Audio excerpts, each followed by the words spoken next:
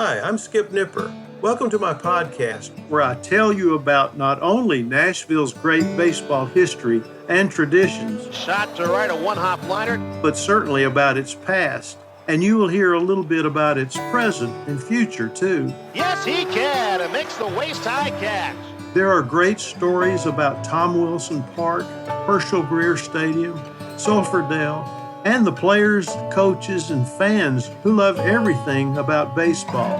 And every once in a while, you will get to hear from a special guest who will share their fondness and even passion for the great game. The high fly ball down the right field corner, going way back, hits a lead-off home run. Would you venture a guess as to which year was Nashville professional baseball's first championship? You might say it was when Nashville won the first two Southern Association championships in 1901 and 1902. But no, only a few years before that, in the 19th century.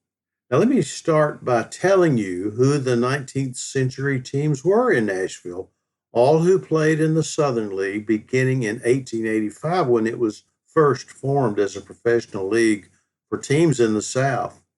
The first pro team to play for a league championship was the Americans that year, and again in 1886, but neither of those teams finished the season in first place. The 1885 Americans had a good record, 62-39, and finished only 5.5 games out of first place. But that was behind Pennant winning Atlanta.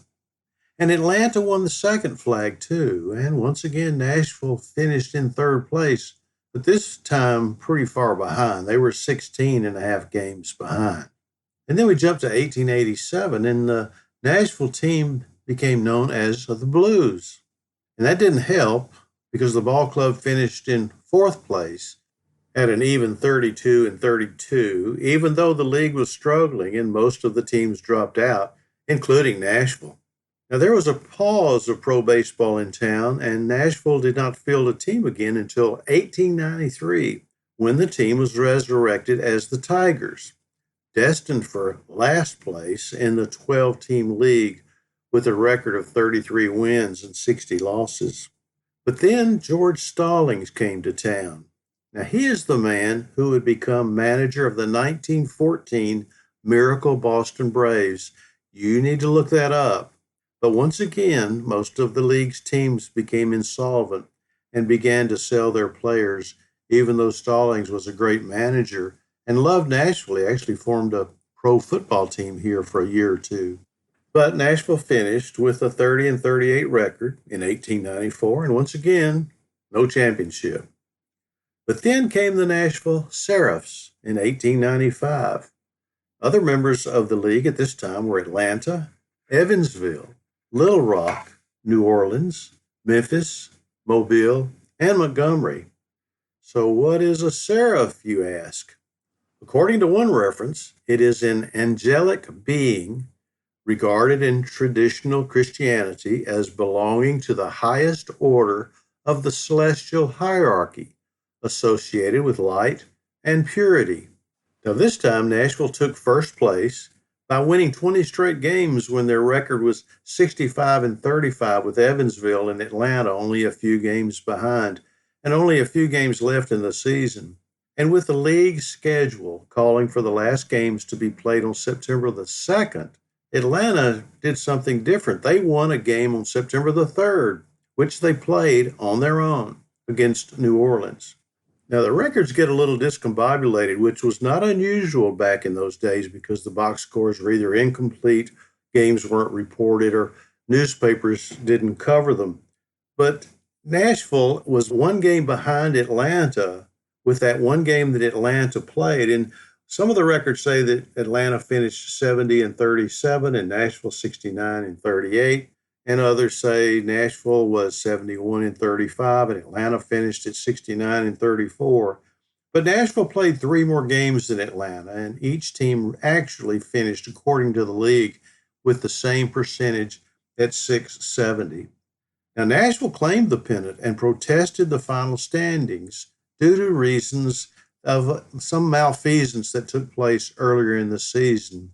And a few days later, at the end of the year, a meeting was held in Chattanooga with league representatives. And it was reported in the Nashville American what took place at that meeting. It said the Nashville Baseball Club of Nashville, Tennessee, the club which won more games than any other club in the Southern Association and won them all fairly, not a forfeited game or an irregular game of any description being included, had justly and rightfully been declared the championship pennant winners for the season of 1895, and the pennant for which the Nashville team so earnestly fought and so fairly won by their magnificent line of 20 consecutive victories at the close of the season will fly from the grounds of the Nashville club. You see, the league voided Atlanta's September the 3rd game played after the season and took a win away from Atlanta that Nashville had protested. And then the league records in some cases say that Nashville's percentage jumped from not 670 but to 676, and Atlanta's percentage fell to 667. But nonetheless, it was Nashville's first pro baseball championship. Now, they didn't celebrate very long because the team folded and did not rejoin the Southern League, which called it quits in 1899. And Nashville, between their championship season in 1899, did not field a team in the Southern League. Now, if you want me to explain why the championship team took on the name Seraphs, that's Seraphs, the reason's obscure. I can find no explanation in the Nashville newspapers in 1895. But I do hope that you enjoyed this podcast episode about Nashville's first professional league championship won by the Nashville Seraphs in 1895. And I hope you'll continue to listen. As always, thank you